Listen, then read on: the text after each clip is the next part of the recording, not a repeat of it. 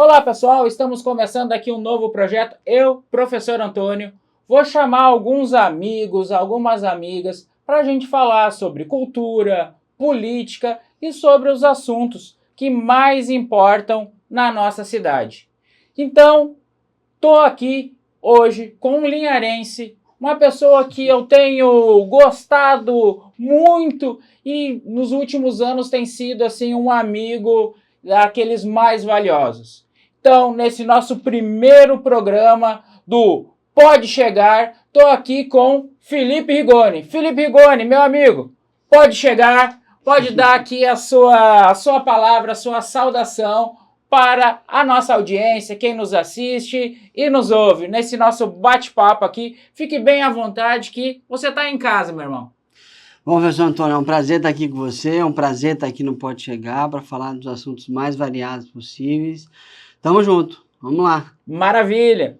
Felipe, nos últimos anos a sua vida tem, assim, a gente percebe passado por grandes transformações. Sim. Você foi secretário, se casou com a Laís, Isso. Agora tem o Bernardo. Exato. Como tudo isso tem transformado a sua vida e a maneira como você pensa o mundo?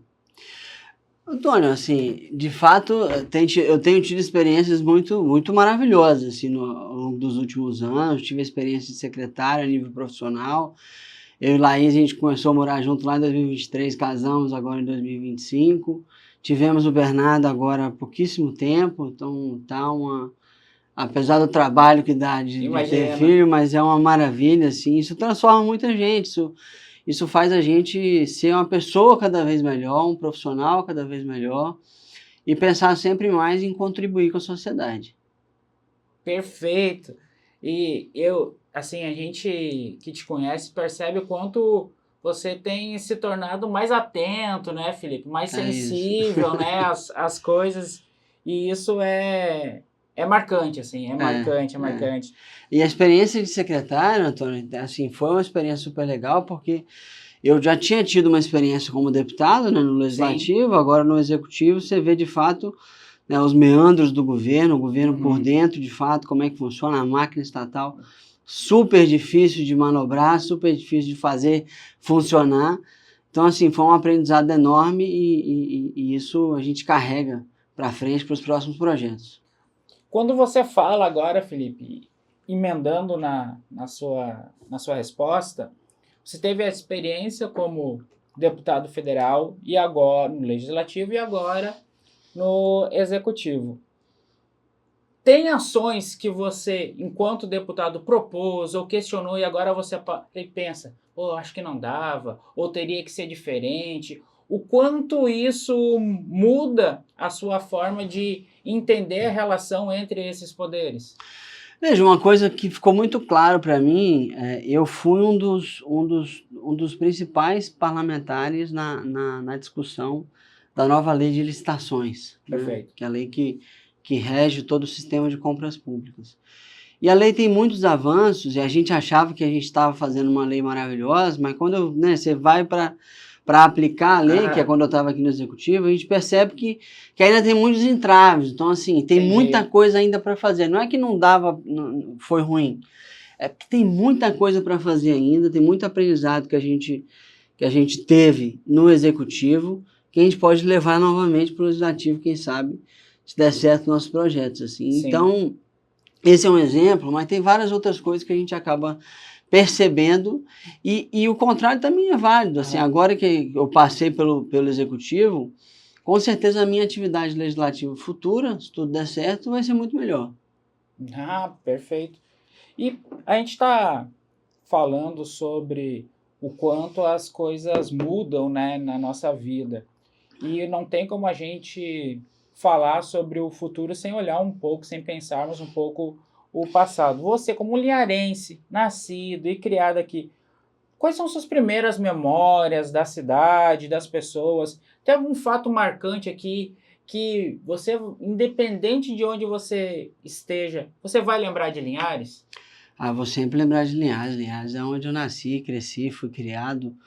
É uma cidade maravilhosa, onde eu tenho grandes amigos, né, que vivem aqui, que eu estou aqui direto com eles e com elas. E uma coisa que eu lembro muito, assim, a minha família tem uma propriedade perto da Lagoa Nova, né? Aham. Então, uma das coisas que eu mais lembro é aquela primaiada toda, porque eu tenho 54 primos só por par de Caramba! mãe. 54 ou 58, eu perco a conta. É muita gente. É muita gente. E todo mundo junto ali na lagoa, almoçando, brincando, tomando banho de lagoa. Então, isso marcou muito a minha infância, assim, aqui em Linhares. E isso, obviamente, traz experiência que a gente carrega para a vida toda. Então, nunca esquecerei de Linhares sob nenhuma maneira. Tem uma coisa que às vezes as pessoas que não lhe conhecem, né, muito de perto, veem um cara sempre muito compenetrado, muito Sim. sério, e não conhece esse Felipe da família, esse Felipe dos pets, agora o Felipe É porque eu tô pai. sempre concentrado, aí parece que eu tô fazendo cara de bravo. As pessoas acham que eu sou muito sério, mas eu não sou tão sério Não, assim, não. não, é isso.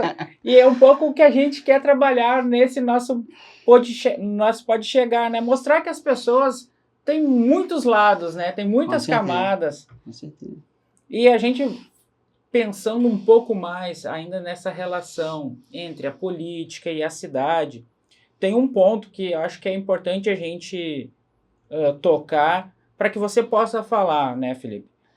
As pessoas às vezes comentam que quando você assumiu ali a atividade como deputado federal, você teria deixado um pouco Linhares de lado. O que, bom, isso é muito da interpretação que as pessoas Não é bem verdade isso não. É exato. E aí eu queria que você falasse, por que você acha que as pessoas têm essa impressão? Porque quem sabe, quem está ali no dia a dia da política, sabe que isso não é verdade, sabe? Não aconteceu. Não, tanto não aconteceu, quanto muita gente fala assim, pô, não fez nada por Linhares. Eu coloquei mais de 12 milhões de reais em Linhares, em emendas parlamentares, em vários projetos, no Rio Doce, projetos sociais, no IFES, na prefeitura, inclusive, mas eu tinha um problema muito grande quando eu era deputado, é que o prefeito, na época, o Guerino Zanon, ele não vou dizer que ele me tinha como um inimigo, mas ele não me tinha como um amigo. E ele tentava, de várias maneiras, minar as ações que eu fazia. Então, eu vou dar um exemplo aqui. Por favor. Eu tinha destinado 800 mil reais para o HGL para comprar 2 equipamentos de fazer cirurgia de vídeo, que era um negócio que os médicos estavam pedindo muito, estavam precisando pra caramba, etc. Ele deixou perder esse dinheiro. A gente perdi a emenda parlamentar, não foi executada, a cidade perdeu a emenda parlamentar, porque era minha, para não me dar o crédito daquela emenda parlamentar. E, se quiser, eu tenho as provas, eu tenho os ofícios, eu tenho tudo, não tenho vergonha de falar, não. Então, assim, eu tive um problema muito grande por conta da falta de parceria com a prefeitura de Linhares, com o prefeito da época, né? O que é muito diferente agora. Sim. Né? Agora, com a advinda do Lucas Caramuça, nosso novo prefeito, é um grande parceiro, um grande aliado, e a gente já está conseguindo fazer coisas como a gente tem feito, estava fazendo, né, até há pouco tempo quando eu era secretário, e faremos muito mais se tudo der certo no futuro. Você toca num ponto muito importante, Felipe, que é essa sinergia que deve haver entre os poderes, tanto na sua dimensão local, sua dimensão estadual e federal, quanto as esferas, o legislativo e o executivo. E a gente tem Você pode explorar um pouco isso e mostrar o quanto isso é importante ter um deputado da nossa cidade, tanto estadual quanto federal, ter essa organização? Não, e para além dessa coisa de ter um deputado da cidade, assim, uma coisa que eu acho importante citar é que assim, a gente tem que fazer política pro povo da nossa cidade, do nosso estado, do nosso país, independente dos nossos adversários, independente de se a gente gosta ou não de quem está lá. Né? Eu tomo muito como exemplo o governador Casagrande, ex-governador Casagrande agora, né? É tanto assim, a gente tem esse carinho que parece que nunca deixa de ser. Que ele coloca investimentos, e o governador Ferraz não é diferente, em todas as cidades, independente se o prefeito é aliado dele ou não. Né? Foi o que eu tentei fazer com o Guerino Zanon. Independente da gente não estar aliado no sentido de grupo político, eu tentei fazer uma política junto com ele pela cidade. Né? Não foi possível. Agora é possível por conta do Lucas Caramuça. E ter um deputado da cidade é extremamente importante, porque tem muita coisa, não é só sobre recurso financeiro, né? É sim sobre recurso financeiro, porque tem as emendas parlamentares, tem os direcionamentos de investimento dos ministérios, etc. Mas tem uma série de coisas que o deputado pode destravar para o município, Perfeito. que não envolve só recurso. Uma série de liberações, uma série de credenciamentos que o município precisa fazer, e ter um deputado lá despachando pela cidade é muito importante. Então, assim, uma coisa que eu quis ser, mas não consegui ser porque o prefeito não queria, não tinha essa parceria comigo, é ser um despachante da cidade. Sim. É ser um braço da cidade em Brasília para fazer as coisas acontecerem e tornar a cidade cada vez melhor. E essa questão de fazer sem olhar a quem, eu acho que deve ser o espírito republicano. E que você fala bem, né? Sobre essa coisa que tanto o Casagrande tinha e tem, quanto o Ferraço, né? Isso é muito importante, porque no fundo são as pessoas o objetivo, né, das ações que a gente toma enquanto político. Exatamente. Quando eu fui eleito deputado federal, Antônio, eu tive a oportunidade de sentar com o Nelson Jobim, que foi ministro da Defesa, deputado federal, foi um dos deputados mais ilustres da época dele, foi ministro do STF, um cara espetacular. Ele me deu uma dica assim, que eu nunca esqueci, ele falou assim: Rigoni, na política você não escolhe com quem conversar, já escolheram por você. O povo elegeu aqueles deputados, aquelas deputadas, aqueles senadores, aqueles prefeitos, e a sua função é sentar com eles e elas e decidir o que vai ser do nosso país. Perfeito. Ou seja, tem que fazer de forma republicana, tem que ouvir todo mundo, tem que sentar com todos os lados e tem que fazer as coisas pela cidade, pelo estado, pelo país, independente se a pessoa que está na sua frente é seu aliado ou não. Isso é uma coisa que é difícil, né? A gente difícil, que está na política... Que às vezes dá uma raiva. Dá uma raiva. Você quer fazer e como você disse, na política a gente não faz nada sozinho, né? Absolutamente nada. Se o outro quiser colocar uma pedra no caminho, isso vai atrapalhar o movimento, não tem jeito. Exatamente. A nossa função é dialogar. Eu acredito muito em 3 coisas na política: trabalho duro, evidência científica para fazer as coisas do jeito certo e diálogo. Essas são as 3 coisas que eu acho que vai fazer a política brasileira melhorar.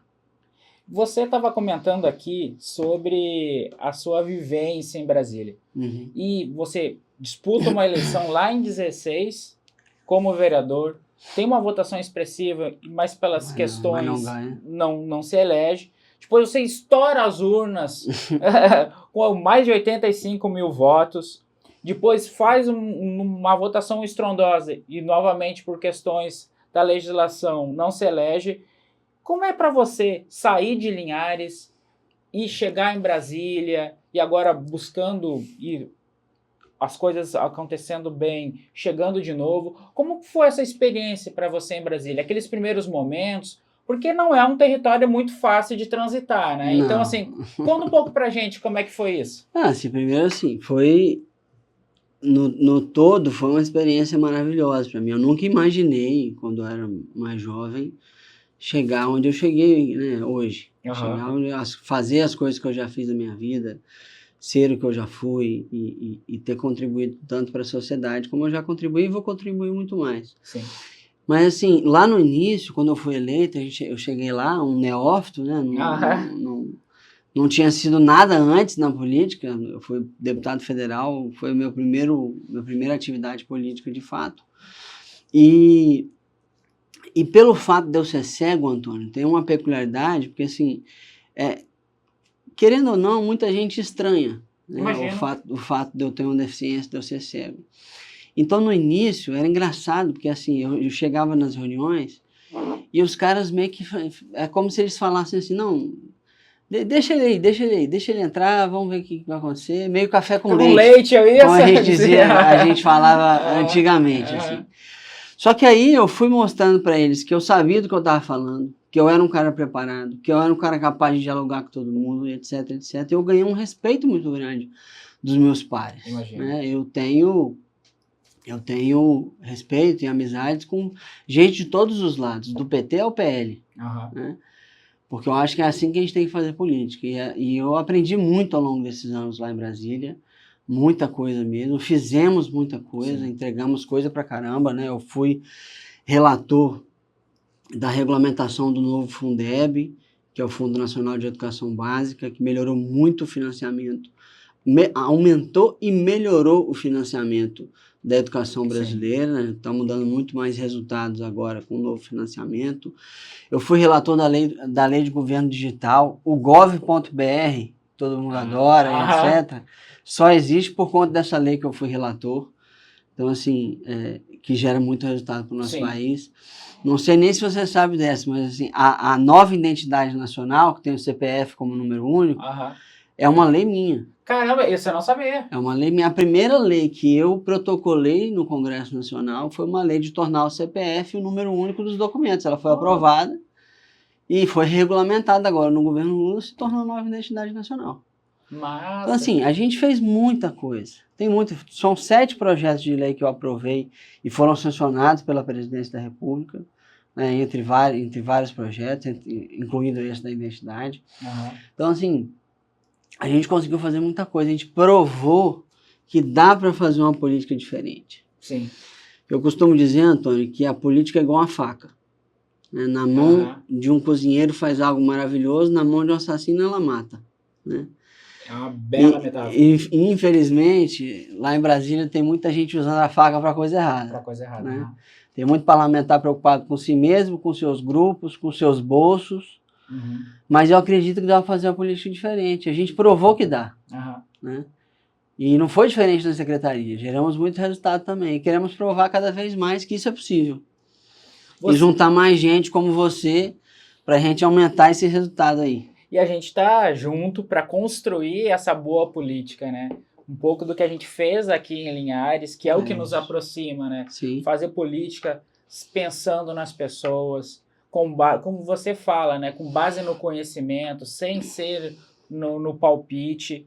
E tem um programa, agora um programa, que era lá atrás um projeto, que você foi relator, que ele é muito importante para mim, e que eu gostaria que você falasse um pouco mais de como se deu a construção dele, que é o Pé de Meia. Eu sou professor na rede do Estado e a gente sabe o quanto isso tem garantido a permanência do estudante na escola, diminuído a evasão, e quanto a evasão ela é prejudicial, porque essa criança, esse jovem, muitas vezes que a gente fala, tá lá só pelo o pé de meia, tá lá só pela merenda, mas a permanência na escola é muito transformador. É muito transformador. Você pode Independente da escola. Isso é importante a gente citar. Porque muita gente fala assim, mas a qualidade do ensino não é tão boa. Mas mesmo assim, a transformação é muito grande. Né? O Pé de Meia foi um projeto que a Tabata idealizou junto comigo. Né? A gente entrou, de início, nós dois éramos autores do projeto. Aí eu saí da autoria para me tornei relator ali no último ano do meu mandato, em 2022. Deixamos tudo pronto, mas não deu tempo de aprovar. Foi aprovado ali em 2023, aí com outro relator, mas com basicamente o mesmo texto que eu tinha preparado. E se tornou o Pé de Meia, que é esse programa maravilhoso que basicamente paga os estudantes que têm mais dificuldade financeira para continuar na escola. Né? Já teve um estudo do estudo do INSPER, mostrando que já reduziu a evasão escolar em 25%. Ou seja, 25% das pessoas que deixariam a escola não deixaram por conta do Pé de Meia. Isso é muita coisa.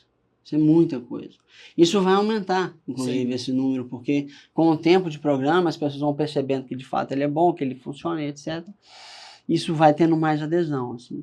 E você ter a permanência na escola, na época que a gente protocolou o projeto, a gente tinha tido acesso a um estudo do INSPER também, do professor Ricardo Paes de Barros, que mostrou que o Brasil perdia cerca de 370 bilhões de reais por ano no PIB, só porque aquela quantidade de alunos não terminava o ensino médio. Né?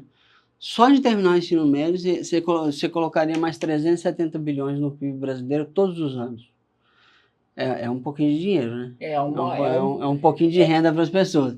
Então, assim, é muito importante, não só para a cidadania, né, mas para a economia também. Uhum. Né? A gente ganha de todos os lados, né? Então, Ganha na formação das pessoas, todos os lados. No aspecto econômico. E isso nos leva muitas vezes a pensar, né, Felipe? As pessoas dizem, mas a política e os políticos. Porque tem muitos que fazem com que as pessoas tenham essa rejeição. Mas, como eu digo para os meus alunos, as decisões políticas fazem com que eles fiquem na sala, que eles tenham merenda, que eles tenham transporte. Como você enxerga essa fala, muitas vezes, que as pessoas têm de rejeição à política, de dizer que não querem votar? Como que a gente tenta desconstruir isso, na sua perspectiva? O principal argumento que eu uso com todo mundo, quando fala que está desanimado com a política, e vamos combinar, tem muita coisa que acontece que é desanimante mesmo. Sim, quando você vê né? o caso do Banco Master, você fica puto da vida, você tem que ficar. Uhum. Né? Mas eu costumo dizer o seguinte, se os bons não entrarem na política, os maus vão entrar. Exatamente. Vai ter sempre alguém lá. Melhor que seja alguém bom. Exatamente. Né? Melhor que seja alguém bom, preocupado com o povo, preocupado em fazer coisa boa. Né? E muitas coisas boas já aconteceram. É importante a gente reconhecer o avanço que o Brasil teve. Sim. Né? O Brasil tem um potencial, tinha um potencial de estar muito mais à frente, é lógico. Né? Uhum. Mas muitas coisas boas aconteceram e a gente só vai melhorar, só vai acelerar o desenvolvimento brasileiro se mais gente boa entrar na política. Porque a política... Eu entrei na política para melhorar as oportunidades que as pessoas têm. Porque querendo ou não, para o bem ou para o mal, a política mexe muito com as oportunidades que as pessoas têm. Uhum. Melhor que mexa para o bem. Exatamente. Né? E para isso acontecer tem que ter gente boa na política. Não tem jeito. E a gente tem que se juntar com os bons, né, Felipe? E tem que se juntar com os bons, fazer grupos políticos de gente boa, não que concordem com tudo, tá? Porque isso não vai acontecer. Nunca. Eu e você, a gente tem discordâncias, é natural, mas que concordem que a gente precisa dialogar para botar o Brasil para frente. Que é o que a gente precisa. É o que a gente precisa. A gente está falando aqui de algumas ações que você desenvolveu enquanto deputado federal. E, assim, tem algumas aqui, enquanto secretário estadual de meio ambiente, que também eu acho que vão ficar marcadas para sempre. Com certeza. E uma delas que, assim, me toca muito e que eu ajudei a fomentar aqui em Linhares é o Pet Vida. Pet Vida. Você fala um pouco, como é que surge o Pet Vida? Qual é a sua avaliação, passado agora a sua gestão na frente da secretaria? Qual é o legado do Pet Vida? Veja, quando o governador me chamou para ser secretário de meio ambiente, eu fui estudar, fui falar o que a gente poderia fazer no estado e tal. E já tinha ficado muito claro para mim que a gente precisava de uma política de bem-estar animal que o Espírito Santo não tinha. Uhum. Né? O Espírito Santo não tinha zero coisas feitas é inacreditável, né? Para os animais pelo governo do estado. Uhum. Né? Algumas prefeituras faziam alguma coisa, mas o governo do estado tinha zero. Isso já estava na minha cabeça, mas aí na primeira conversa que eu tive, depois de assumir a secretaria, o governador falou assim, Rigoni, você precisa desenvolver alguma coisa para resolver essa questão dos animais aqui do estado. Uhum. A demanda é muito grande, os prefeitos me pedem o tempo todo, a gente precisa desenvolver isso. E a gente ficou um tempão estudando para ver como seria o melhor modelo para a gente fazer um programa de bem-estar animal. E fizemos o primeiro programa de bem-estar animal da história do Espírito Santo, que é o Pet Vida. Ele começou com uma transferência fundo a fundo, que é uma transferência super simplificada, para os municípios fazerem o trabalho deles, porque, constitucionalmente falando, o trabalho de bem-estar animal de animais domésticos, cães e gatos, basicamente, é uma atribuição do município. Então, a gente ajudava, e ajuda ainda, os municípios a fazerem o seu trabalho. E aí, uma outra coisa que a gente fez, a gente percebeu que, apesar dos municípios estarem executando, tinha muitos lugares que não estavam chegando. Então, a gente contratou o carretão do Pet Vida, que é o carretão plotado, maravilhoso, lindo pra caramba, que faz castração e vacinação itinerante aqui no nosso estado. Com isso tudo, a gente já fez mais de 17 mil castrações aqui no estado todo, a gente já fez mais de 30 mil vacinações, mais de 48 mil pessoas, ou seja, tutores e protetores de animal, foram atingidos com algum dos serviços do Pet Vida. Sim. Né? E no fim desse ano, quando a gente terminar de executar o orçamento, a gente vai ter executado 26 milhões de reais em bem-estar animal. Então, assim, é bastante coisa. É muita E o coisa. mais importante de tudo não é só esses números. É que é uma política que não tem volta. Ela vai continuar porque as pessoas pressionam, as pessoas pedem, e a gente estruturou um programa muito bem feito. Né? E independente do governo, de qual seja o governo, Aham. ele vai continuar. E isso é que é importante, a consistência do programa ao longo do tempo. A gente, falando aqui do Pet Vida, e o linharense vai lembrar do carretão que teve aqui em Interlagos, Isso aí. na praça, 22 de agosto. Mas também tem... Fizemos mais de 1000 castrações. Aqui. Imagina quanto essas pessoas não gastariam se fizesse isso no particular. Muitas vezes, talvez nem castrassem, né, Felipe? Exatamente. Tem um outro ponto que eu gostaria... Tem castração que tá dando R$1.000, cara. Imagina. Se você for fazer no particular, 1.000 conto. E a pessoa não vai Quem gastar. Quem é que tem dinheiro pra isso, rapaz? Pô, não é muita gente, não. Não, é pouquinho. A gente vê, a gente recebe lá no nosso mandato muita gente demandando. Exatamente. E aí tem um ponto que eu gostaria que você falasse um pouco como que você avalia e o que você deixou já organizado dentro da secretaria, que é um tema muito importante para os linharenses, que são as nossas lagoas urbanas. Exato. Conta um pouco o que você deixou organizadinho lá dentro da SEAMA para Linhares e as suas lagoas urbanas dentro do processo de despoluição. Você pode falar um pouquinho, Felipe? Com certeza. A limpeza das lagoas urbanas de Linhares é uma pauta extremamente importante, que há muito tempo é necessária. A gente sabe que, infelizmente, as lagoas urbanas de Linhares são todas contaminadas, Sim. Todas muito sujas, tomadas por macrófitas, que são aquelas plantas que tomam a lagoa, né? E isso você precisa de um tratamento adequado para isso. O que a gente fez? Está terminando agora de fazer. A gente fez uma contratação, está fazendo uma ata de registro de preço, que é uma forma de contratação do serviço público, Perfeito. que vai integrar 3 tipos de serviços, são 3 blocos de coisas. Primeiro, um estudo técnico, uma avaliação técnica de qual é a situação da lagoa e o que tem que ser feito como um todo.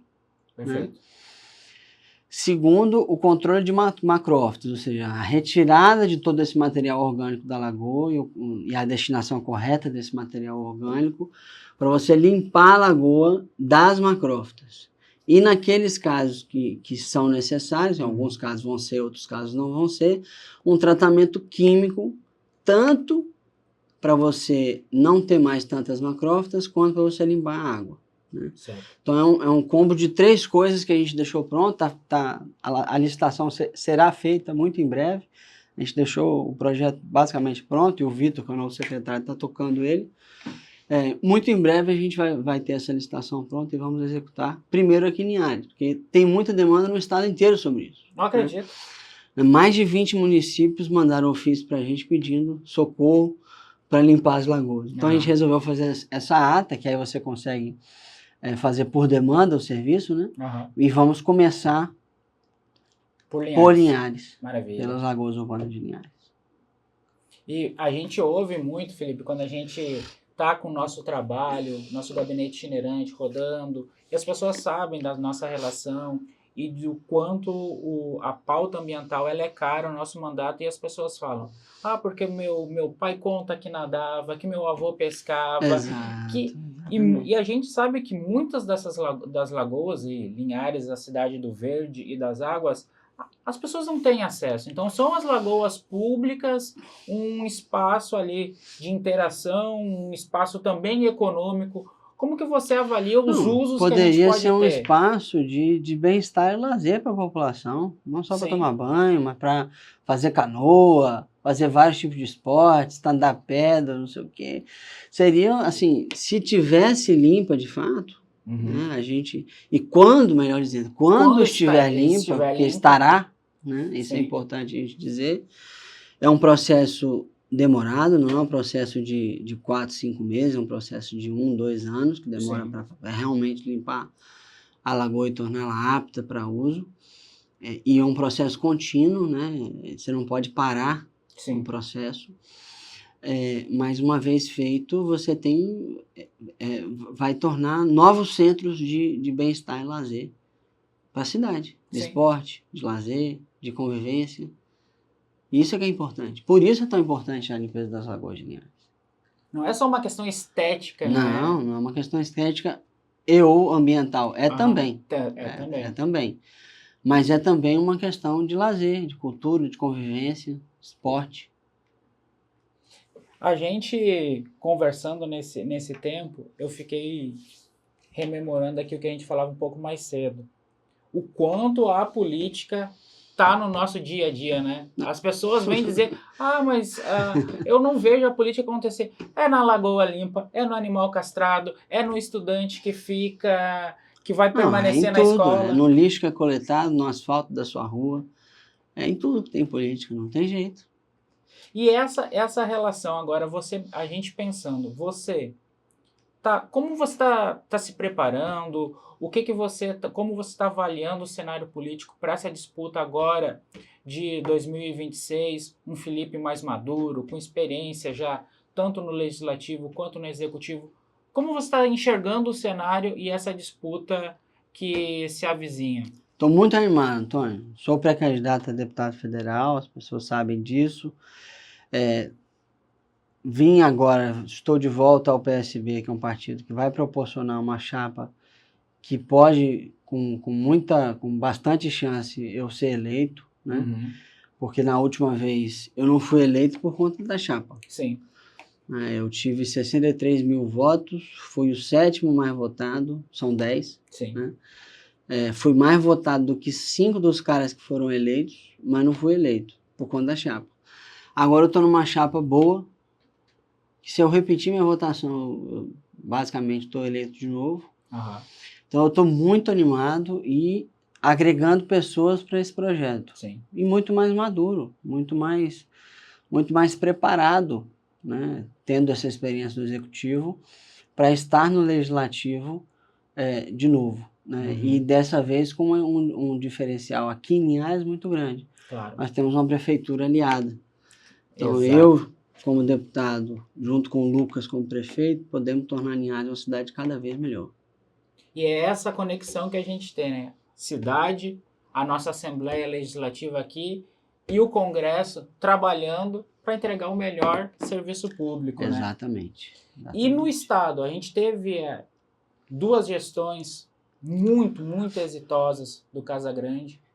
Agora a gente tem a continuação com o Ferraço. Como é que você avalia a importância da manutenção, não digo de um grupo político, mas de um conjunto de ações... De um caminho político. De um caminho político, perfeito. Como que você avalia? Veja, o Espírito Santo já foi um estado muito ruim. Uhum. Foi um estado muito desorganizado, com muita criminalidade, tomado pelo crime organizado nos anos 90. As pessoas mais velhas do que eu vão lembrar disso muito bem. Vitória já foi a 2ª capital mais violenta do Brasil. O Espírito Santo era o 3º estado mais violento do Brasil. E a gente conseguiu, e era um estado quebrado. Sim. Não pagava os servidores, não pagava os fornecedores, greve, o pau quebrava. Estava horrível. Uhum. Desde 2003, a gente começou a organizar esse estado. Né? Sim. Com a primeira eleição do Paulo Artung, depois com a eleição do Renato Casagrande. Primeiro mandato do Renato Casagrande, nós atingimos a nota A no Tesouro Nacional, de organização financeira. Perfeito. De lá para cá, nunca mais perdemos a nota A. Hoje nós somos nota A+, nós somos o estado mais equilibrado do Brasil em termos fiscais. Temos a melhor gestão financeira do Brasil, a menor dívida pública do Brasil e a maior capacidade de investimento. Uhum. Isso não foi de brincadeira, isso foi muito trabalho, muito diálogo e muita organização. Então o que a gente precisa continuar é essa organização. E eu sou daqueles que acreditam que o Ferraço é o mais preparado para fazer isso. O Ferraço é um político extremamente experiente, foi visto, né, governador agora do Renato, agora governador, extremamente preparado para fazer isso acontecer por mais 4 anos. Né? Então, por isso a gente está junto dele nessa pré-candidatura aí ao governo do Estado, porque a gente precisa continuar nessa direção e acelerar. Né? O Espírito Santo, se continuar assim por mais 20 anos, nós vamos ser um estado espetacular. Já somos um estado muito bom, vai ser um estado espetacular. Vai ter gente querendo, mais do que já tem, vir morar aqui, né, Felipe? Exato. Eu costumava brincar assim, a gente botou o estado nos trilhos, agora nós estamos botando ele na pista de decolagem. Vai voar ainda mais alto. Felipe, a gente tem um público muito jovem encaminhando aqui a nossa conversa por conta da minha atuação na sala de aula e pelo jeito que a gente faz política. Que mensagem você deixa para o jovem que vai ter o seu primeiro voto ou que recém começou a votar e que muitas vezes está ali, gosta de política, mas se incomoda com o que ouve? Que mensagem você deixa para esse jovem que chegou na nossa conversa aqui no nosso podcast e que ali em outubro vai decidir como o Estado, o país, que representantes terá pelos próximos 4 anos? Qual é a sua mensagem? Mensagem é participe, porque a gente precisa da participação das pessoas para mudar e melhorar a política. Né? Ache as pessoas corretas, apoie elas, ou seja, você mesmo, né, o candidato. Sim. Participe da política de alguma maneira, porque é assim que nós vamos transformar nossa cidade, nosso estado, nosso país. Né? Como eu disse, política é igual uma faca, tem que botar a faca na mão correta, para ser um instrumento de transformação. E depende muito dos jovens para a gente fazer isso acontecer. Olhem só, pessoal, o papo que a gente teve. Imagino que muitos não conhecessem esse Felipe família, esse Felipe, sabe, que as pessoas, como você mencionou, às vezes te acham meio fechado. Essa pessoa agradabilíssima da gente trocar uma ideia. E ele chegou hoje no nosso primeiro podcast, nosso primeiro episódio do Pode Chegar. Então, deixa aí nos comentários quem você gostaria da política, da cultura, para conversar conosco. E, para encerrar, Felipe, qual é a sua mensagem para o Brasil, para Linhares, que você deixou aqui, chegou chegando no nosso Pode Chegar? Uma mensagem que juntos, trabalhando duro, com evidência científica, com muito diálogo, nós vamos transformar nosso país, nosso estado, nossa cidade. Com muito trabalho. Maravilha! Filipão, obrigado, meu irmão. Valeu, meu chefe. E é isso. Obrigado. Valeu, pessoal. Seguimos juntos, seguimos fortes. Um abraço, valeu. Tchau, tchau.